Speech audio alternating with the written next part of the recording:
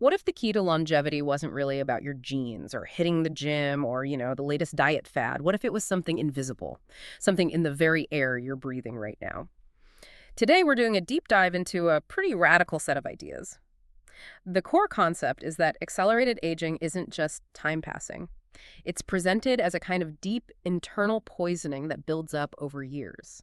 We're looking at a new model called Youth Begins from Within, and also a piece of tech designed to tackle what these sources claim is the root problem, the Air 6-free maze purifier. Yeah, our mission today is really to unpack the core claims here.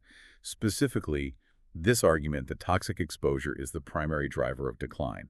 And then we'll systematically break down the technology they propose. It's a 5-step process that they claim delivers the, quote, purest and most perfect air on Earth. We're essentially shifting the whole conversation from, skin creams and supplements to protecting yourselves from the inside out. Okay, let's start with the theory itself. This framework from the creator, Fuqi Wu. The sources argue that, well, for decades, anti-aging efforts, cosmetics, diets, hormones, even exercise, have been missing the mark, fundamentally misdirected. That's exactly it. Wu's model, Youth Begins from Within, suggests that focusing on the external is, well, the source uses this vivid metaphor, plastering a fast-collapsing building. Yeah. You're basically just decorating the outside, while the internal structure, the core, is being corrupted by these internal toxic deposits. That's a pretty stark image. And it forces you to ask, is this just like a dramatic way of putting it? Or is there evidence presented in these sources suggesting internal contamination really is the main driver, more so than genetics or metabolism? Because the central claim is really quite shocking. You are not old, you are poisoned too deeply. Well, the sources definitely lean heavily on microexposure data to back this up, but they detail specific sources of what they call constant toxic input. And it's not just the big stuff we sometimes think about. They really highlight these ultrafine airborne toxins, specifically particles smaller than PM0.1. Okay, PM 0.1, just for context, why is that size so critical? We hear a lot about PM 2.5, maybe PM 10. Right. PM0.1 is considered the most insidious because of its tiny size. These nanoparticles are so small, they essentially bypass the body's natural defenses, the lungs, the skin barriers.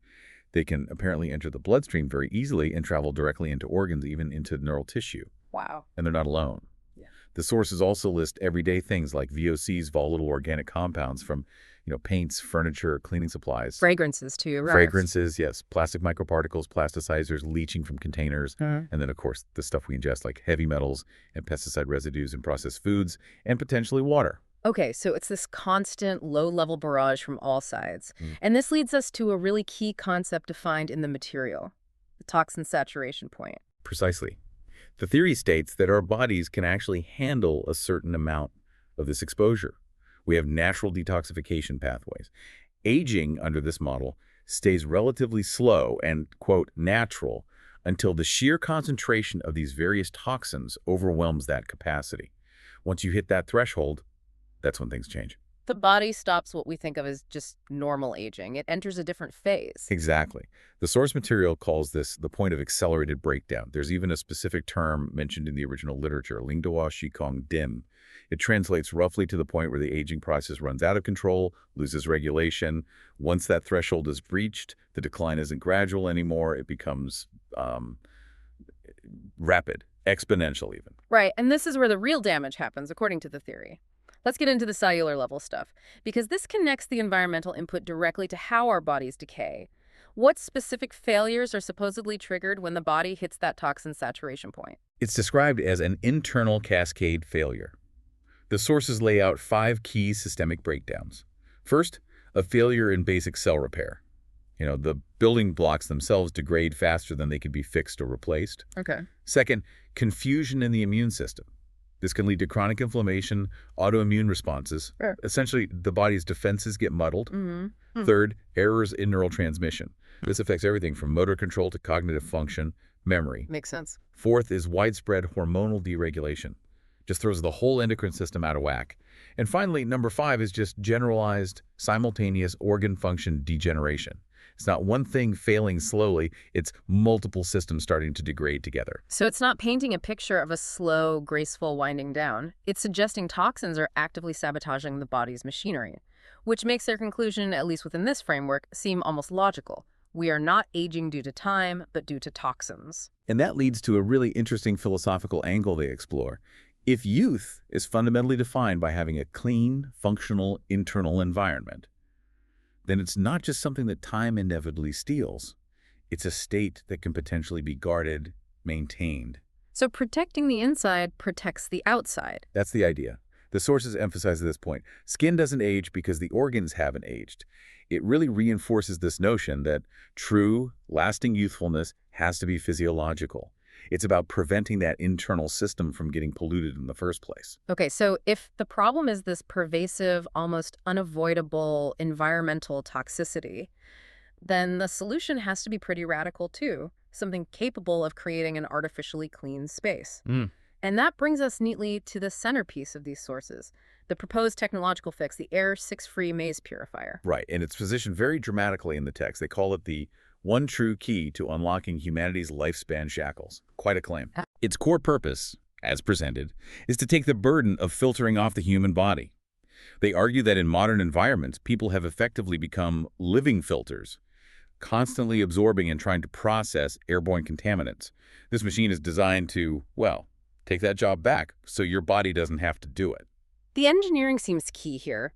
It's not just described as a simple HEPA filter or something. We probably need to walk through the 5 specific purification steps they detail, because that's where the claim novelty lies. Absolutely. Step 1 uses an ionization zone combined with dual electrostatic pre-filters. This is like the first line of defense. It's designed to capture the bigger particles, the bulk of the dust, pollen, larger VOCs, some toxic gases, the stuff you might expect. Okay, the initial sweep, then what's step 2? Step 2 is a secondary ionization stage. And this is described as doing 3 critical things.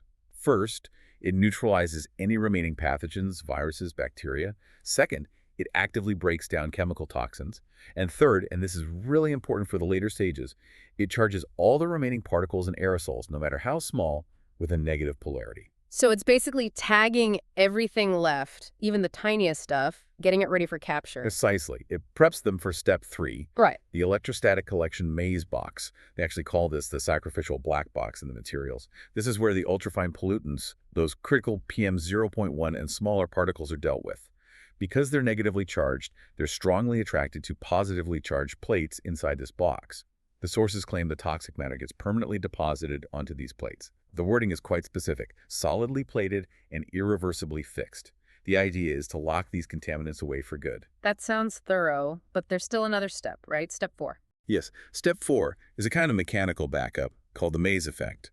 The system is designed to force the airflow through a series of repeated, extremely sharp turns inside the machine.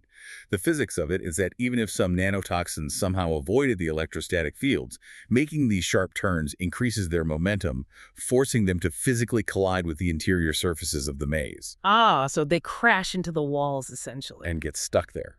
The text says they're completely absorbed onto these surfaces. It's like a physical trap reinforcing the electrostatic one. Okay, 5 steps in total then. What's the claimed output? Step 5 is the result, the output air.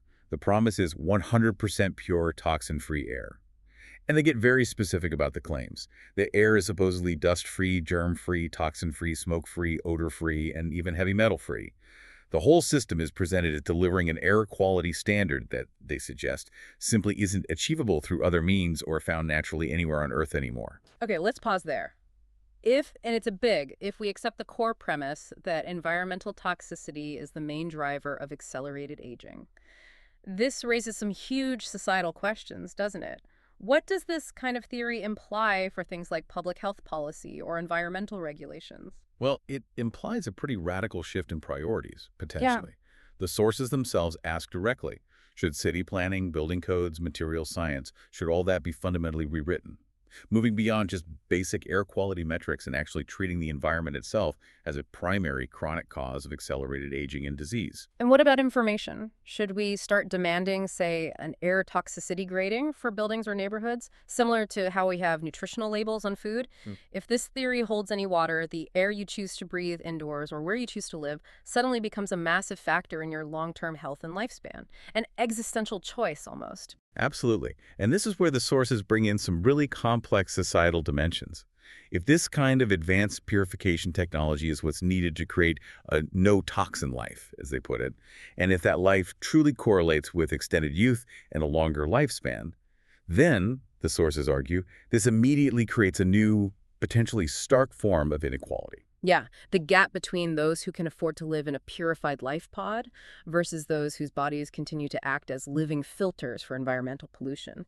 The sources seem to question if the ability for wealthier individuals or groups to create and maintain these ultra-pure environments constitutes a literal survival disparity, Yeah. a lifespan gap based purely on access to technology. It ties wealth directly to physiological state in a very blunt way. Hmm. The material even speculates, if your internal toxin concentration could be measured and used to accurately predict lifespan, think about the implications. Insurance companies basing premiums on your internal toxicity index. Potential workplace discrimination based on your perceived physiological age, not your chronological one. It opens up a whole Pandora's box of ethical issues. And the sources don't stop at the filter tech itself. They also look ahead, proposing a role for AI in this whole new frontier of longevity science. Yes, that's right. They envision using AI to track and assess an individual's toxin exposure curves, maybe even on a daily basis. Collecting all that data from the air you breathe, the food you eat, the water you drink, to build a truly personalized predictive model. They even coin a term for this metric, the toxin index times youth age model. The idea is that this score would become the ultimate measure of your longevity potential based on how clean you are internally. A toxin index. Wow. So if we were to synthesize the core message from this whole deep dive, the sources are putting forward a really comprehensive and, yes, revolutionary perspective. They argue that aging, especially the accelerated decline we often see, isn't just about time marching on. It's fundamentally framed as pollution damage. Damage that is, at least theoretically, manageable or even reversible.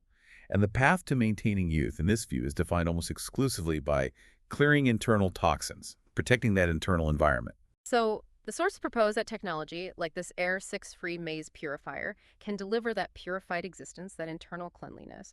But if we step back and consider the implications, assuming the premise about toxins driving aging is correct, we have to confront the tough questions raised. Does access to this kind of advanced purification tech now define a new, almost essential tier of survival?